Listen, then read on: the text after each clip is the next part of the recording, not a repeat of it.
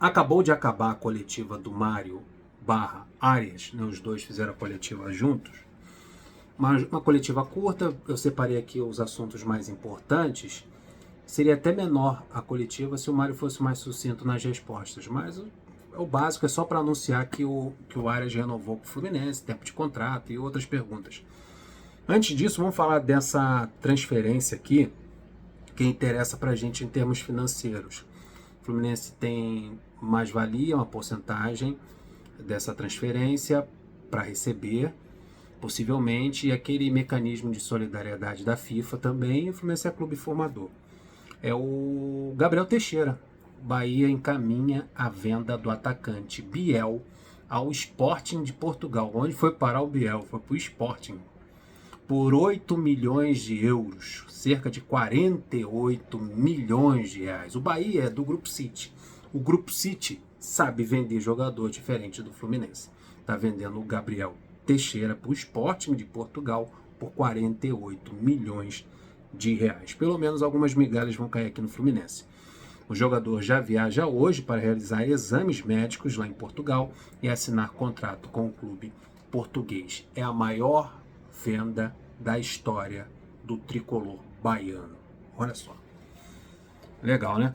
Então, algum dinheiro vai pingar no cofre do Fluminense. O Fluminense é clube formador, mecanismo da FIFA, esse negócio todo ainda tem um mais-valia. Show!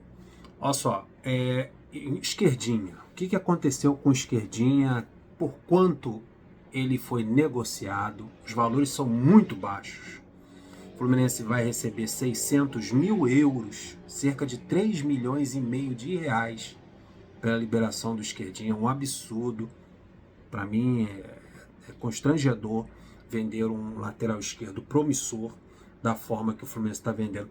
O interessante é que ninguém perguntou, questionou isso na coletiva. Ninguém falou sobre... Eu não lembro de ter ouvido. 3 milhões e meio de reais pelo lateral esquerdo, Esquerdinha, de 18 anos.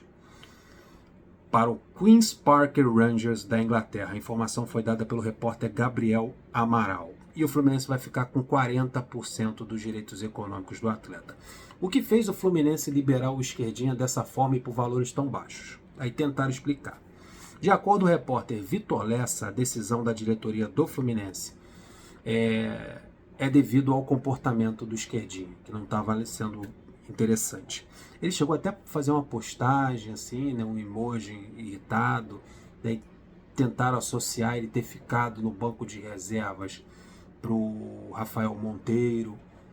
Teve uma situação dessa. Segundo o jornalista, o Esquerdinha cometeu atos de indisciplina e se recusou a retornar para as categorias de base. Por que ele tinha que retornar para as categorias de base? Tinha o Sub-23, o Campeonato Brasileiro de Sub-23. Ele não ia ser utilizado na equipe principal, porque tem o Fuentes e a contratação do René. Ele, como terceira opção, ele jogaria na equipe de aspirantes do Sub-23. Mas a CBF acabou novamente acabou com o Campeonato Brasileiro Sub-23. E o natural era que ele retornasse às categorias de base, já que ele tem 18 anos, né? Podia jogar pelo Sub-20. Assim como a mesma situação do João Neto, como ele não foi aproveitado na equipe principal, ele jogaria no Sub-23, como acabou novamente o Sub-23, e não tem como jogar o João Neto para as categorias de base, porque ele já estourou a idade. O mais correto a se fazer é emprestar o João Neto. E o Fluminense emprestou para o Portimonense. Mas no caso do Esquerdinha, não. E ele se recusou, não vou voltar para a base, vocês vão ter que me negociar. Apareceu a proposta do Queen's Park Rangers, com esse valor ridículo de 3 milhões e meio de reais, e o jogador forçou a barra para sair do Fluminense, por uma forçação de barra. Então vamos lá. Cometeu ato de indisciplina, se recusou a retornar às categorias de base. Além disso, segundo ele, o lateral esquerdo também pressionou o Fluminense para que a venda fosse concluída, tendo inclusive cogitado a possibilidade de realizar uma manobra jurídica para forçar a saída do clube. Essa é a informação do Vitor Lessa, de que o Esquerdinha, por atos de indisciplina, todas as coisas que eu acabei de falar. Mesmo assim, os valores são muito baixos e é um absurdo isso ter acontecido. Vamos falar da coletiva? Vamos. Falando aqui dos valores. Boa notícia. O Wallace Davi voltou a treinar com o elenco principal, está recuperado dos problemas musculares. Vamos falar da coletiva. Anúncio da renovação de contrato do Arias, o contrato ia até agosto de 2026, agora foi estendido por mais 2 anos, até junho e julho de 2028, mais 2 anos de contrato para o John Arias, e com aumento substancial. Ele não disse por quanto, os valores ele tem por costume não divulgar. Aí o Arias justificou o porquê ele renovou o contrato com o Fluminense. Ele disse que é uma decisão familiar, a esposa dele ama o Rio de Janeiro, ele acha a cidade maravilhosa. A filha dele nasceu aqui no Rio de Janeiro, é uma carioca, é muito legal. Ele tem amor pelo Fluminense, gosta de jogar pelo Fluminense. Também o projeto apresentado a ele foi muito bom e ele se sentiu valorizado e respeitado pelo Fluminense. Se vocês não se lembram, o Fluminense chegou até a oferecer um aumento salarial independente dele renovar ou não com o Fluminense. Independente de você ficar aqui ou não, queremos te dar um aumento pelo que você tem feito até aqui, pelo clube. E ele não quis naquele momento. Ele também negou, isso foi interessante, ele negou, foi até numa pergunta do Vitor Lessa, ele foi até pesado com o Vitor Lessa, chegou de sola, coisa que não é natural dele, chegar solando. Ele negou qualquer entrevero, mal-estar ou problema com o Mário Bittencourt no momento em que ele não conseguiu se transferir na metade do ano passado, né? Porque chegou a notícia de que tinha uma promessa do Mário em liberá-lo assim que surgisse uma oferta interessante. E acabou não acontecendo, ele foi ficando até dezembro, isso criou um mal-estar. E ele foi para a seleção colombiana e que na volta das eliminatórias ele conversaria com a diretoria para parar as arestas. Ele disse que nada disso aconteceu, em nenhum momento ele ficou magoado, em nenhum momento ele ficou irritado, isso era fofoca, fake news, esse negócio todo. Que bom, a tendência é acreditar na palavra do jogador. Sobre na próxima janela, não saiu nessa janela de janeiro, mas é a janela do meio do ano. Se ainda há o sonho de jogar na Europa, esse negócio todo. Aí ele falou que não tem como afirmar, porque o que vale é o que está acontecendo agora, ele querer ficar no Fluminense, essa permanência. Também o Mário respondeu que se aparecer, né, que ele não tem como afirmar, porque o futebol ele não ele se movimenta, ele se muda a cada momento, o que você pensa hoje é diferente do que você vai pensar amanhã. Mas se chegar uma proposta no meio do ano e for interessante para o jogador e para o Fluminense, isso vai acontecer.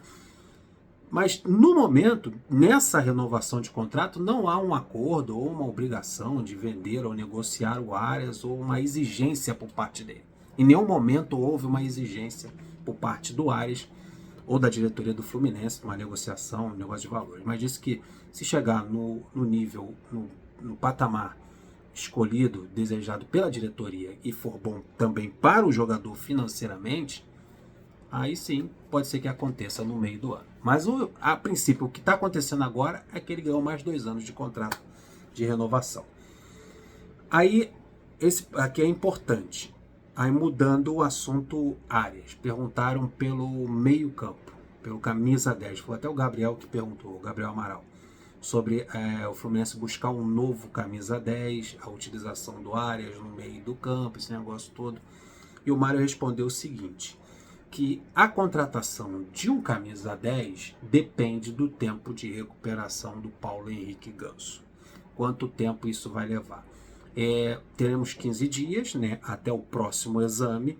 Com o resultado desse exame, o Fluminense vai ter a noção de quanto tempo vai levar, daqui a 15 dias, quanto tempo vai levar para o Ganso voltar a jogar. Se esse tempo for muito extenso, se os exames não forem agradáveis, aí sim ele vai atrás de um novo camisa 10. Mas se a gente torce para que isso aconteça, não só por causa do campo e bola, mas sim por causa do jogador, né? Ninguém quer que alguém passe por um momento inativo muito grande, ainda mais um profissional como o Ganso. Se o tempo for curto, ele aguarda, vai tocando aí com o que tem. Se precisar mais tempo em inatividade, sim, o Fluminense vai buscar um camisa 10. Tudo depende desses exames do Ganso daqui a 15 dias.